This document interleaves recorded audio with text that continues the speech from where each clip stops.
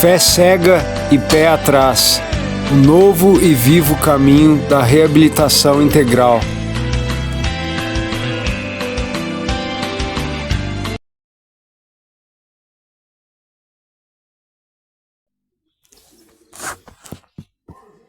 Boa tarde.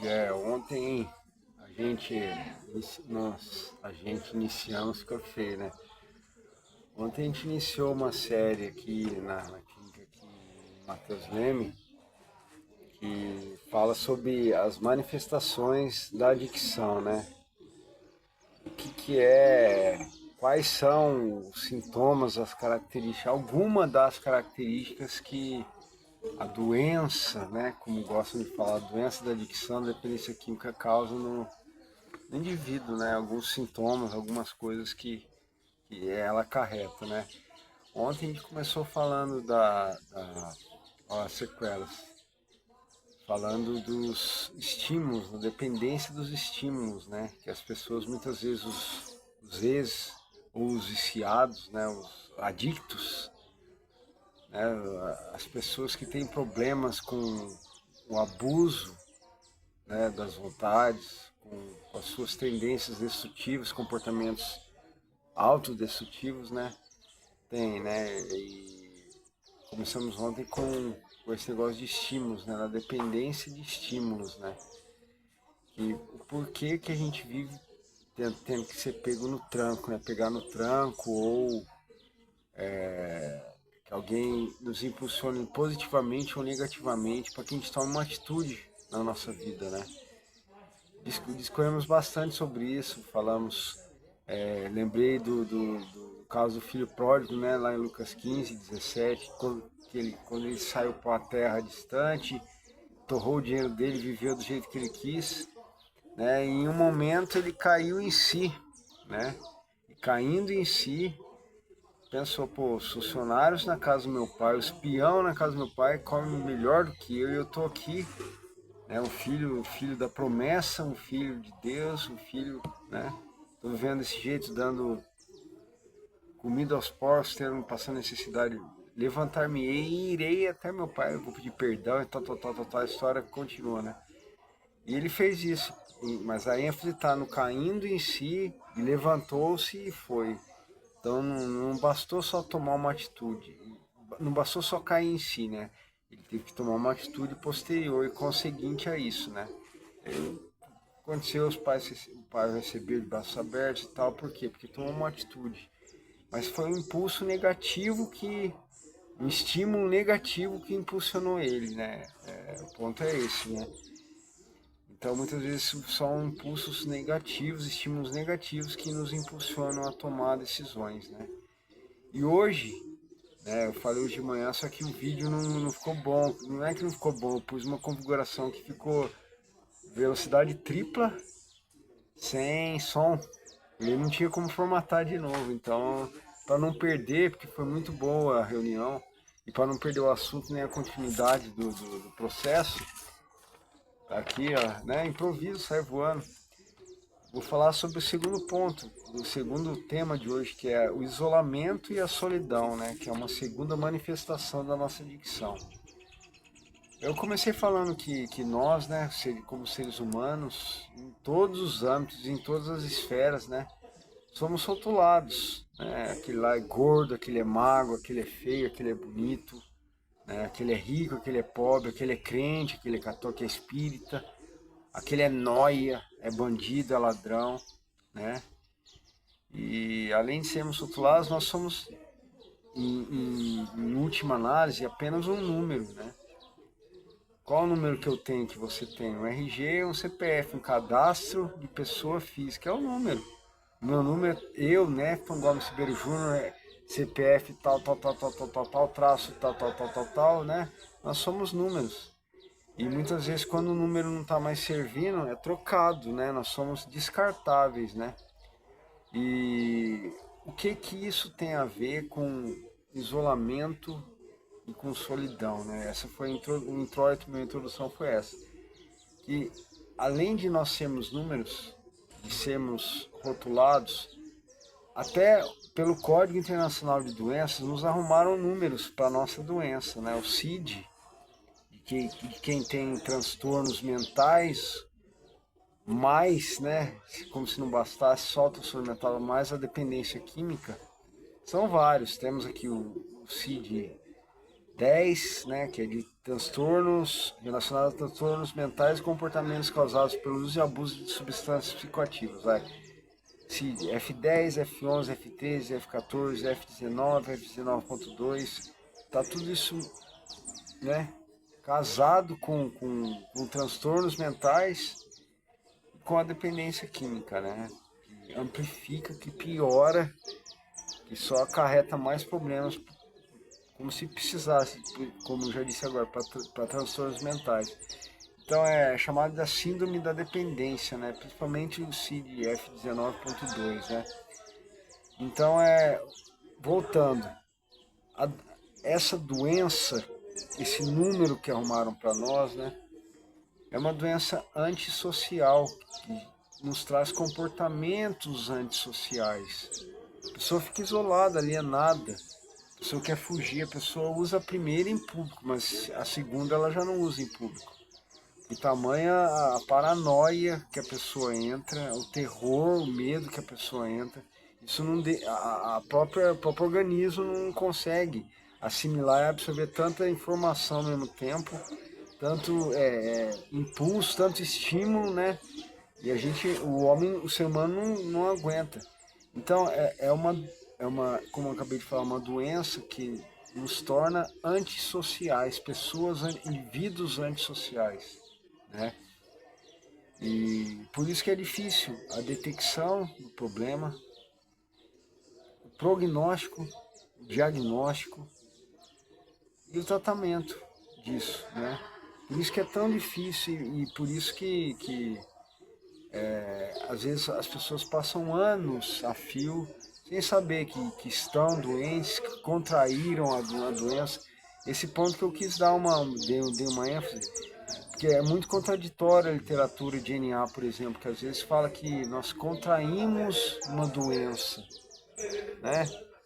Contrair como? Com 15 anos, quando eu comecei a usar droga, então eu contraí a doença da adicção. Aí em outro ponto fala que nós sempre fomos doentes, que é uma carga hereditária, né? É uma coisa que às vezes é paradoxal. Eu começo a concordar, a ver um equilíbrio, quando num determinado momento nós nos deixamos levar pelo mal que já habitava em nós, que sempre habitou em nós, né? Sempre houve em nós desde a queda, desde Gênesis 3, desde quando o homem é homem, vamos assim dizer. Quando ele escolheu andar por conta própria, né? Eu falei que o nosso afastamento de Deus que gerou essa doença, o pecado que nos adoeceu, né? O nosso afastamento de Deus causou a ingovernabilidade da nossa vida, nós perdemos o controle, né? Pautei que o homem nasceu para ser perfeito. Essa ideia de que o errar é humano é um conceito humanista. Deus nos criou perfeitos. Nós escolhemos, né? Tá lá em Eclesiastes, nós escolhemos estragar com tudo. Então, a partir desse momento, nós escolhemos estragar com tudo, nós escolhemos por vontade própria estragar com tudo, os nossos próprios mecanismos neurais nos impulsionam para esse isolamento e para essa solidão quando a gente abusa das nossas vontades. Para você ver como o processo é grande, como a cadeia é grande. O abuso das nossas vontades nos torna pessoas antissociais, amplifica um problema que às vezes a gente já pode ter. Eu posso ser um cara tímido e ser um cara introvertido, posso ser um autista, alguma coisa desse tipo, ter uma patologia verdadeira, né, diagnosticada, e ainda eu caio na besteira de piorar com tudo e uso drogas. Desliga não que vai vir um trem agora que passa bem aqui atrás e vai apitar, e é uma barulheira, é uma alegria, né? Então os nossos próprios mecanismos neurais causam esse isolamento como se fosse uma fuga, né? E isolamento social, eu falei para eles também, não é a mesma coisa que solidão, são duas coisas diferentes, embora estejam unidas, né? Embora possam parecer até sinônimas, né? São similares, mas não são sinônimas. Por quê? Porque o isolamento social é uma coisa que eu procuro, que eu desenvolvo, mesmo que inconscientemente. Porque na medida que eu evoluo, né, na progressão do abuso das minhas vontades, em fazer tudo que eu quero, no meu vício de drogas, na medida que eu não admito que eu preciso de ajuda, que eu, na minha soberba, na minha arrogância, no meu egocentrismo, eu continuo evoluindo, né, sempre buscando só o meu bel prazer, o meu próprio prazer, eu automaticamente me isolo das pessoas. Não tem como existir as duas situações ao mesmo tempo. Ou eu estou na luz, ou eu estou nas trevas. Se eu quero ser um cara egoísta, não tem como eu ser um cara altruísta. Se eu quero o mal, não tem como eu querer o bem, né? Se eu só falo besteira, eu não falo bênção, não glorifico a Deus, né? Então o isolamento tá mais puxado para a falta de interação com o próprio ser humano, né? Com a falta de contato, com interação, negócio da interpessoalidade. Esse é o isolamento, eu me fico recluso, me torno uma pessoa longínqua de tudo, de todos, né? Fico longe, de forma distante de todos. A solidão, ela compreende sentimentos de dor ou angústia resultantes, muitas vezes, desse isolamento. Mas não a razão principal do isolamento, a solidão.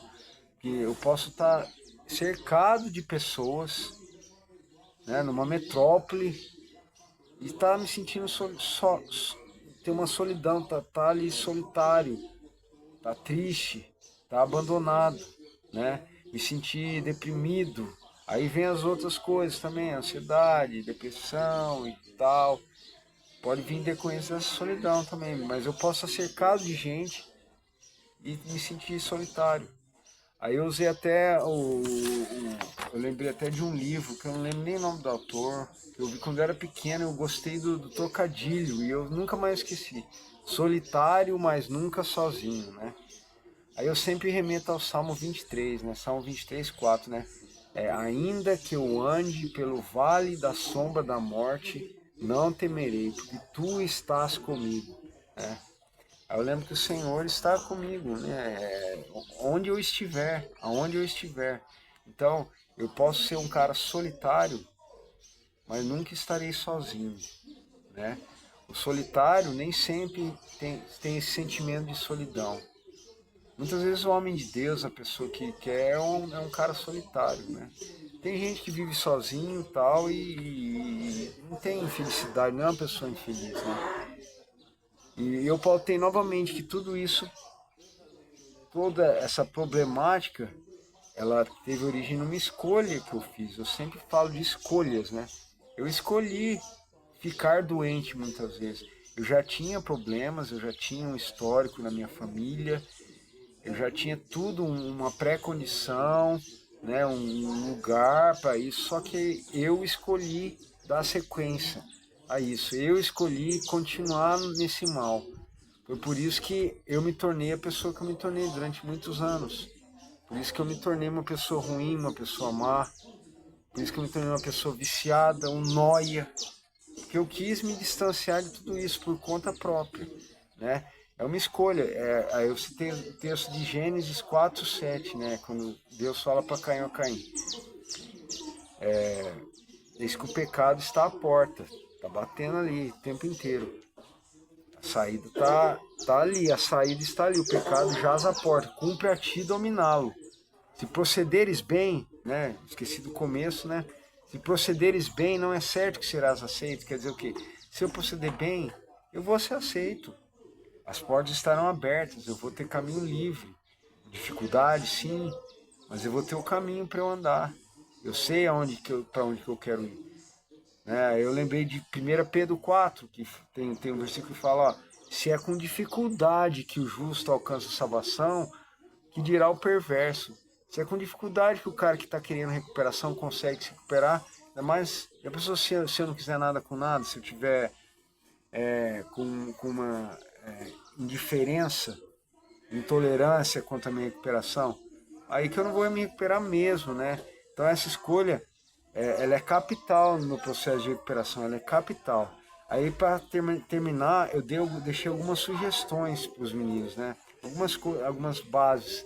A primeira foi para estabelecer cada um e reforçar seus relacionamentos interpessoais. Para cada um estabelecer, fincar raízes, parar de ser errante, né? Fincar raízes, estabelecer relacionamentos e reforçar esses relacionamentos. Eu quis dizer que como é que eu reforço? Eu me mantendo num lugar só, eu tendo uma rede, né, de amigos, não só de conhecidos, pessoas que eu posso contar, pessoas que eu posso confiar, pessoas que eu possa confessar os meus pecados muitas vezes. Não pode ser para qualquer pessoa que você pode contar da sua vida. Porque a gente sabe que a raiz do ser humano é ruim, né? Que a pessoa fala, todo mundo fala pra caramba, né?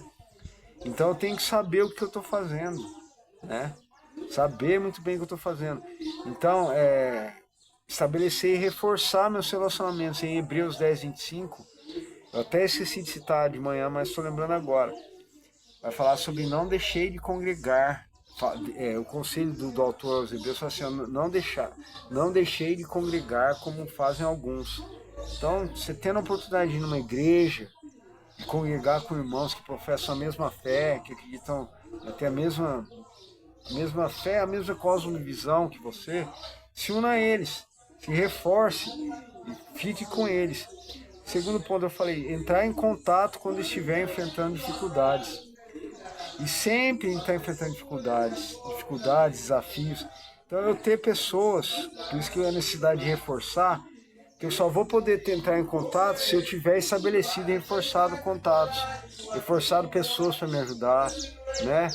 Então, eu poder ligar para o meu padrinho, por exemplo, DNA, eu poder ligar para uma pessoa que eu conheço, para um pastor, para alguém da minha família, e confessar meu problema, e pedir ajuda, eu estou precisando de ajuda, né? E o terceiro ponto, para eu dispor-me também a ser uma pessoa que possa ajudar e dispor o meu tempo. Para isso também eu tenho que estar vivendo a recuperação e estar também absorvendo isso para eu poder passar. Falei do passo 12, né? Tendo um despertar espiritual, a partir do momento que eu caio em mim, acordo para a vida e tenho uma atitude, eu posso ajudar as outras pessoas também. Eu não preciso ficar só sendo sanguessuga, né? Eu posso passar também. Aí vai o esforço de cada um, esforço pessoal.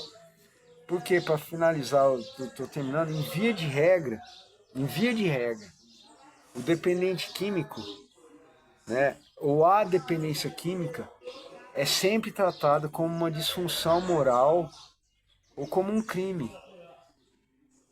Muitas vezes é verdade, né? Nós temos uma disfunção moral, um dilema moral, não é uma doença. Eu não posso me escorar nisso só apenas. Muitas vezes eu me tornei um mau caráter, me tornei um ladrão, me tornei um manipulador, uma pessoa que engana, né? Um mentiroso, um assassino e tantas outras coisas por causa desse meu problema, pelo desenvolvimento dele, porque eu não refreiei. E os outros enxergam como isso mesmo, porque eles veem na TV a Cracolândia, vem zumbis andando atrás de droga, matando familiares por causa de droga. Então eu coloco no mesmo pacote e jogo, ó, isso é tudo igual, dependente química é tudo assim, ninguém vale nada. Então a dependência química, ela nos exclui, ela nos aliena, mas eu não posso ficar estigmatizado por causa disso. Eu sempre vou ter que saber enfrentar esse desafio e isso não pode me isolar ou causar solidão dentro de mim. Porque a corrente, abuso de substâncias psicoativas, o abuso das minhas vontades, medo, autopiedade, isolamento e solidão é uma corrente que vai estar sempre assim, sempre na minha frente. Vai estar sempre ao meu dispor, melhor colocando. E é uma corrente indissolúvel, né? O abuso das minhas vontades vai gerar medo, vai gerar frustração, vai gerar autopiedade, autocomiseração, dó de mim, vai gerar isolamento, que é inevitável, eu vou me isolar, né? Vai gerar solidão, gerar a morte. É o ciclo mortal de Tiago 1, né? Tiago 1,14, né? Então aí para finalizar, eu citei o Salmo 31, que vai falar de que o nosso pecado adoece os nossos ossos, né? É o 31 mesmo, não é o 32 não. Que as pessoas nos evitam, os parentes nos evitam, atravessam a rua, né? Que nós nos tornamos motivo de desprezo dos nossos vizinhos, de zombaria dos nossos inimigos, de desprezo, né? De zombaria de nossos amigos, nossos familiares, se esqueceram de nós, nós deixamos as festas, os aniversários, as comemorações, nós nem somos convidados mais e nem deixamos saudade. Estamos esquecidos no coração deles. É como um odre velho, quebrado, de lama. É como ruína, né, que pega fogo. Né? Tudo isso por quê? Porque nós, em determinado momento, escolhemos viver para nós mesmos. Eu fechei com Jesus Cristo, com o que Jesus fez por nós. Ele morreu, né, citando 2 Coríntios 5, 15, 14, 15, que Cristo morreu por nós, para que nós não vivamos mais para nós mesmos. Não sei, para que eu não fosse mais escravo de mim, mas que eu vivesse para servi-lo e para servir a outrem, né? Dessa maneira eu consigo me desvincular dessa característica de isolamento e de solidão, se eu estiver buscando isso, né? Se eu procurar isso para minha vida, tá ok?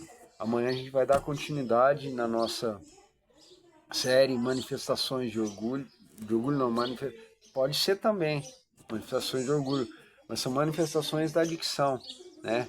Falamos sobre a dependência de estímulos, sobre isolamento e solidão. Amanhã a gente vai falar sobre a morte do diálogo, né? A gente deixa de conversar, a gente deixa de se relacionar, a gente não conversa mais com ninguém, muito menos com o nosso poder superior. Beleza? Fique com Deus, até lá. Luto pra só